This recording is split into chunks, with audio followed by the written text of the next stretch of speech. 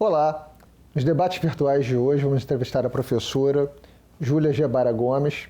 Ela começou a carreira dela acadêmica estudando Ciências Sociais na USP, depois veio para o Rio de Janeiro, onde se graduou em Direito pela UERJ, prosseguiu os estudos fazendo mestrado também na UERJ, orientada pelo professor Arthur Gueiros, e hoje é professora substituta de Processo Penal na UFRJ. No mestrado dela, ela acabou defendendo a dissertação sobre novas perspectivas no combate à corrupção, e esse vai ser o assunto do nosso debate de hoje. Professora, primeiro, muito bom te ter aqui, muito obrigado por ter aceitado o convite. E eu queria começar dizendo que me chama muita atenção essa ideia de se alterar o foco do estudo da corrupção, da criminalização do pobre para a criminalização da elite, para o crime nas altas cúpulas, para o crime que causa talvez um dano social muito superior àquele crime que nós estamos acostumados a conceituar como crime. Eu queria saber, e essa é a minha primeira pergunta, se efetivamente foi esse o motivo que lhe levou a pesquisar sobre esse assunto. Primeiramente, obrigada pelo convite para estar conversando aqui com vocês do Debate Virtuais. Sim, a preocupação com a corrupção, eu acho que vem de um mal-estar geral, né? Como estudioso, como cidadão, que todas as pessoas têm, que hoje em dia a gente praticamente vê isso nos noticiários sempre. Como pesquisadora do direito penal especificamente, é um tema em que eu descobri que não existe uma vasta produção. Primeiro porque é um tema que você, quando começa a pesquisar, você encontra ele difuso em muitas áreas. Então, ele é tratado pela filosofia, ele é tratado pela ciência política, que foi de onde eu comecei. Ele é tratado ele pode ser tratado pelo direito, no âmbito do direito constitucional, da ciência política, da teoria do Estado. Mas o direito penal ainda parece que tem uma certa resistência a entender esse crime como uma modalidade mesmo propriamente criminosa, né? E dar uma resposta que seja adequada e que hoje em dia existe, a meu ver, um descompasso entre a exigência social de criminalização e de aprofundamento do combate à corrupção e do arcabouço teórico que a gente tem para enfrentar essa questão.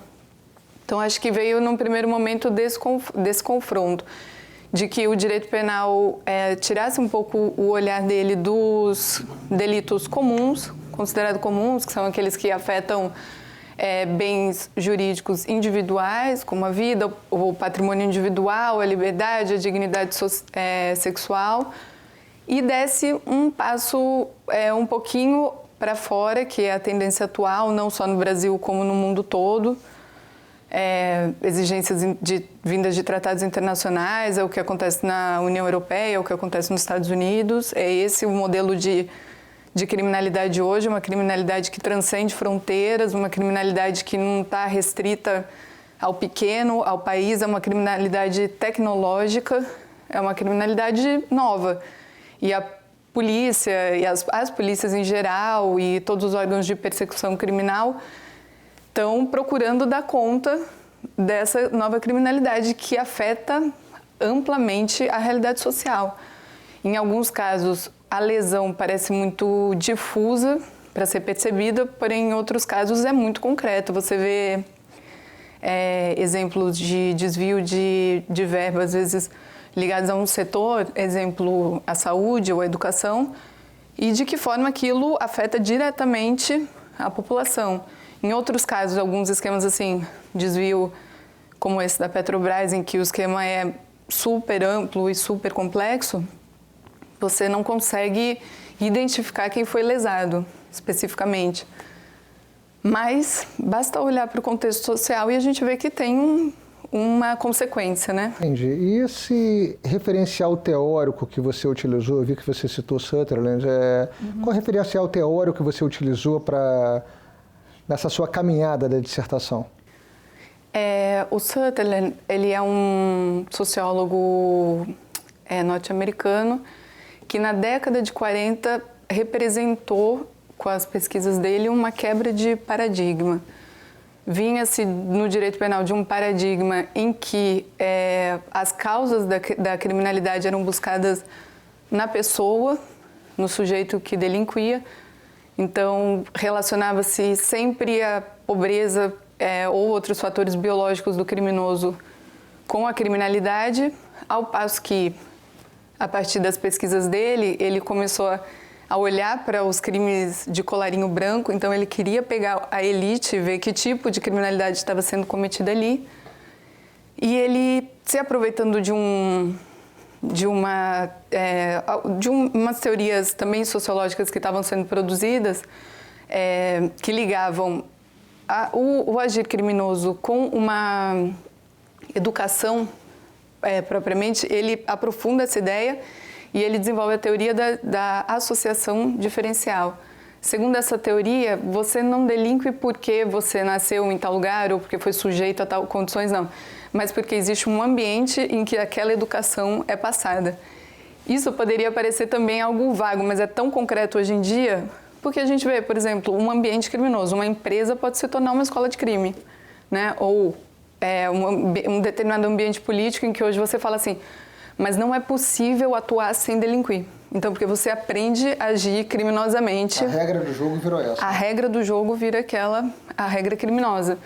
Então, ele foi o primeiro a ter essa percepção e a ver assim, que o sistema, não é que o rico não delinquia, é simplesmente que o sistema criminal, judiciário criminal, não estava voltado à criminalização daquelas condutas. Então, se encobria muita coisa, as coisas eram resolvidas em instâncias administrativas, se resolviam em indenizações. Então, o rico estava sempre saindo, porque exerce poder, né?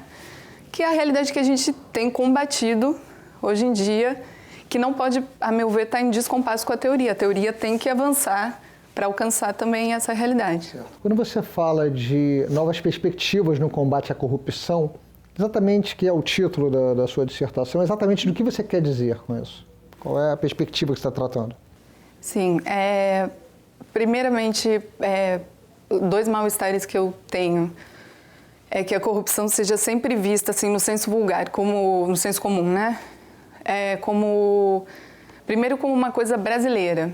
Então, o brasileiro é um povo corrupto. Segunda coisa é achar que é uma coisa de agora. Nossa, mas tem muita corrupção hoje. Então, quando a gente começa a traçar um panorama, a estudar a corrupção, a gente vê, não, mas tinha corrupção sempre. Existia corrupção na Roma Antiga, na Grécia, existia corrupção em todos os tempos, no Brasil colonial existia corrupção, e essa era uma preocupação já da legislação, né?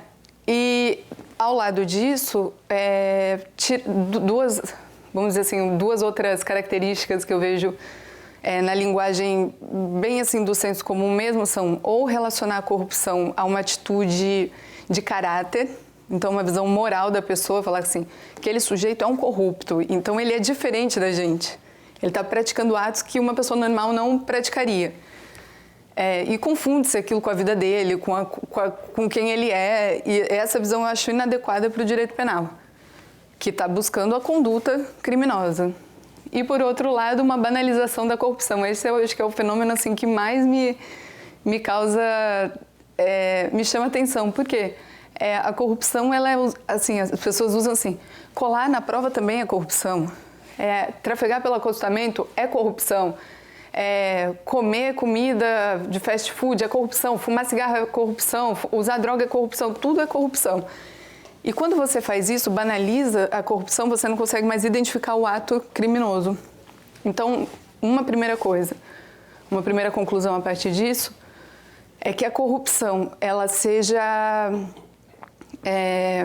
entendida criminalmente como uma conduta em que você tem uma pessoa que tem um centro de poder, então ela detém poder. O poder dela pode ter várias fontes. Eu discuti ali no meu trabalho com um conceito que o Zaffaroni desenvolveu. Então, ele vai falar que ele achava assim, um poder decisório, estatal. Eu já acho que é um outro poder, pode ser um poder, contanto seja um poder legítimo, tem uma fonte legítima, não acho que é o poder do tráfico, né, que é o poder da força bruta. Mas então, estamos falando de um centro de poder em que uma pessoa detém poder e ela troca ilicitamente esse poder por uma vantagem que não precisa ser pecuniária, né? Isso é uma primeira coisa, então pode ser qualquer tipo de vantagem. Então, a meu ver, não existiria ato de corrupção se você pudesse praticar o mesmo ato que eu estou vendendo para você. Uhum. Então, é muito comum a gente imaginar isso na visão assim, do funcionário público, do magistrado, e essa sempre foi a preocupação da legislação. E a nova perspectiva que existe é mostrar o papel de protagonismo que existe hoje no empresariado, nas empresas.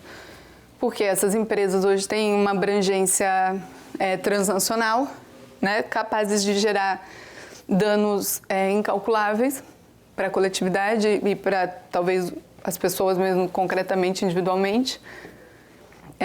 Então, essas são as novas perspectivas. Você começa a ampliar o conceito de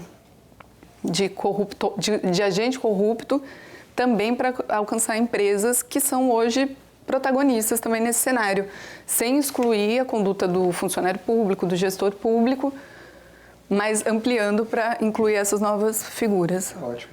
Entre as novas perspectivas de combate à criminalidade no seu trabalho, você cita especificamente o acordo de leniência. Uhum. Eu queria que você me explicasse um pouco melhor a questão do acordo de leniência e eu queria que você me trouxesse a sua impressão de pesquisadora sobre qual é o sentido que esse instituto é incorporado ao direito brasileiro. Se é um sentido de um avanço, se é um sentido de uma melhoria do processo de combate à corrupção, ou se é um sentido de você trazer um acréscimo de impunidade, uma possibilidade de uma empresa que já foi pega participando de um esquema criminoso conseguir se recuperar e isso servir de uma forma de incentivo para a manutenção desse status quo, de manutenção dessa ideia de que há uma necessidade de se delinquir para se participar de processos, por exemplo, de licitações. Relativamente ao combate à corrupção, os acordos de leniência eles integram hoje o direito administrativo sancionador, foram aperfeiçoados na nossa legislação, eram de competência do CAD, exclusiva do CAD, foram atualizados, repaginados, vamos dizer, na Lei 2.846 de 2013, a Lei Anticorrupção, e tomaram uma proporção mais ampla, né? Era um instrumento típico das autoridades antitrust, usado para combater cartéis, e hoje em dia são usados em vários outros atos, como fraudes à licitação e outros atos previstos na Lei Anticorrupção. Antes, a lei está sendo aperfeiçoada, vamos dizer, através de regulamentações posteriores. Uma preocupação, por exemplo, com a identificação da autoridade competente para celebrar o ato, que fica a cargo, a celebração do ato do acordo de leniência, a cargo do Executivo, do Poder Executivo. Então, antes podia ser celebrado por qualquer órgão de cúpula do Executivo, fosse municipal, estadual, federal. Então, hoje existe uma preocupação em saber quem é a autoridade que pode celebrar, né? No âmbito da União, já se definiu que é a Controladoria Geral da União. Então, sempre o caminho que existe hoje, a tendência é cada vez mais deixar transparente o acordo, as regras do jogo muito claras, para o empresariado ter a confiança de recorrer a essa modalidade de denúncia em que ele tem as suas próprias sanções atenuadas, né? Os Estados Unidos fizeram esse caminho no começo, quando os acordos foram desenvolvidos na década de 70, quase 80. Eles usavam... A empresa denunciava, levava as informações e depois ficava a critério da autoridade se oferecia ou não as vantagens. Isso, por exemplo, foi uma coisa que foi mudada. Então, hoje, se preenche determinados requisitos, é concedido tal e tal benefício. A tendência hoje é que se amplie cada vez mais a segurança do empresariado. Essa é a visão que eu tenho, por exemplo, aumentar a segurança do empresário, né? Você quer sempre favorecer que a empresa denuncie, para que desmonte os a segurança esquemas. aí, no caso, no aspecto criminal da pessoa física do empresário no momento da leniência, né? Também do empresário, né? Para que ele depois não sofra consequências a partir das denúncias que ele fez, consequências para ele próprio, consequências para os demais funcionários. Essas são previsões, por exemplo, específicas da legislação estadunidense, tem previsões para a proteção do empresário. E acho que é um caminho que a gente ainda vai percorrer e vai aperfeiçoar. A gente já tem grandes acordos sendo celebrados, né, midiáticos, que estão sendo mencionados o tempo todo e já estão gerando repercussão. Você pergunta sobre a sensação de impunidade. Obviamente que um acordo de leniência ele não pode ser usado de forma arranjada entre as empresas, como um mero simulacro de justiça. Então, quando uma empresa ela tem que ser, por exemplo, a única a denunciar, a levar a denúncia para as autoridades. Depois, se ela era o cabeça do esquema, né, as outras tinham uma participação menor, então ela vai para garantir a permanência dela no mercado e quebrar toda a concorrência. Então, são vários desenvolvimentos que eu acho que a prática vai mostrar qual é o alcance. A regulamentação é muito nova, né? A regulamentação a lei é muito recente, a regulamentação é mais recente ainda, entrando inclusive nesse ano de 2016. Então, acho que a gente ainda tem um caminho grande a percorrer. Não acho que é um instrumento que seja... Acho que ele entra nessa necessidade de você antecipar o agir criminoso e não deixar tudo a cargo da justiça. Né? Então, você antecipa o agir criminoso para desmontar certos esquemas. O empresário e a empresa, por um lado, se beneficiam de não sofrem o estigma criminal, não foram processados criminalmente, não viraram réus em ação penal, né? E já estando e ajudando as autoridades, colaborando com as autoridades. Por outro lado, mantém-se empregos e funcionamento, que é uma preocupação do Estado, né, com o funcionamento de uma empresa. E é essa a tendência que eu vejo. Bom, aqui já encaminhando para o final dos debates virtuais, queria fazer o nosso encerramento clássico aqui, queria te perguntar se alguma questão que você queria ter respondido, algum acréscimo que você queria ter feito, que eu não tenha perguntado, um tempo livre que você tem para encerrar a entrevista. Bem, como o assunto é corrupção e é um assunto que está na pauta do dia, está sempre sendo falado, é um assunto que gera, em geral, um desânimo, né? Que é como se tudo tivesse perdido, não há mais esperança. E, contrariamente a isso, eu acho que a gente está em um caminho bom, um caminho de avanços, não são avanços óbvios. A sociologia, por exemplo, mostra que o fato de a gente ver mais a corrupção, identificar mais a corrupção, tem a ver com maior transparência também.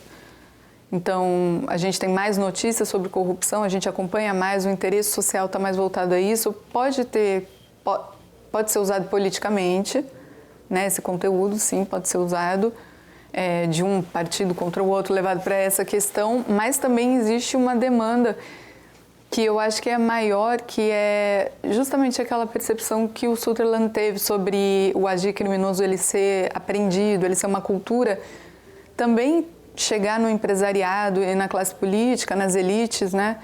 Que esse agir é um agir que pode ser evitado, que vale a pena agir de outra forma, né? Que o crime não compensa, que essa mensagem também chegue ao empresariado, que o empresário que haja honestamente não seja considerado um idiota no cenário, né?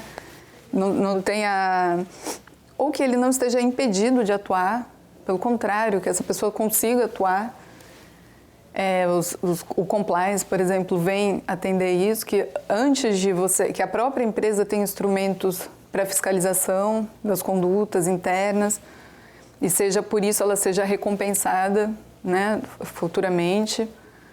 Então, eu vejo com otimismo sincero, porque a gente também se comparar o Brasil com outros países, inclusive alguns membros da União Europeia. A gente divide posições com esses países nos índices da transparência internacional. Então, eu acho que é uma luta geral. A luta contra a corrupção não é uma luta exclusivamente brasileira, né? É uma luta que está no cenário geral e que a gente, se não está vencendo, está avançando, né? E esse é um caminho que eu vejo assim, de progresso, que possa ser uma cultura mais disseminada, que vale a pena ser honesto e vale a pena agir corretamente e que o crime, sim, possa ser evitado, não tenha que ser a cultura geral e também a legislação acompanhando e favorecendo a classe política e o empresariado também. Muito obrigado, professora, pela entrevista, muito obrigado pela mensagem de otimismo ao final.